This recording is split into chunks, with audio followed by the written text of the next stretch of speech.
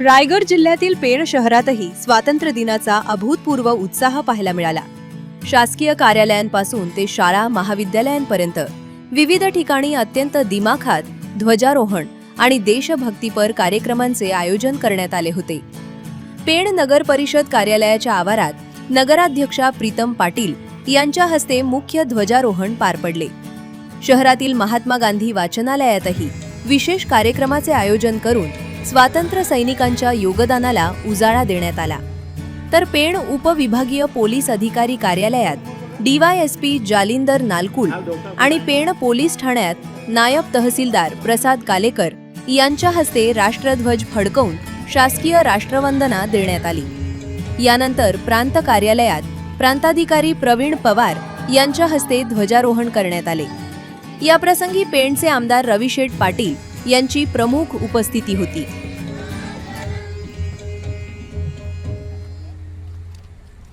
नमस्कार। आज 15 ऑगस्ट देशाचा 80वा स्वातंत्र्य दिन। या स्वातंत्र्य दिनाच्या तमाम पेणकरांना देशवासियांना मनापासून खूप खूप शुभेच्छा देते।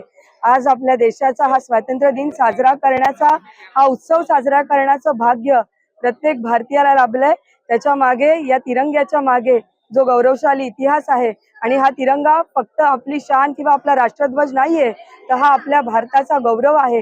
ज्या क्रांतिकारांनी, ज्या हुतात्म्यांनी आपल्या प्राणाचं बलिदान देऊन या देशाला स्वातंत्र्य मिळवून दिलं, त्यांच्यासाठी आणि त्याच पद्धतीने आपल्या सीमेवर देशाचं रक्षण करण्यासाठी अहोरात्र डोळ्यात तेल घालून स्वतःच्या सुखाची, स्वतःच्या कुटुंबाची पर्वा न करता फक्त देश सुरक्षित राहील यासाठी सीमेवर उभ्या असलेल्या सैनिकाला आज सलाम करते आणि तमाम पेणकरांना पुन्हा एकदा आजच्या या स्वातंत्र्य दिनाच्या मनापासून खूप खूप शुभेच्छा देते।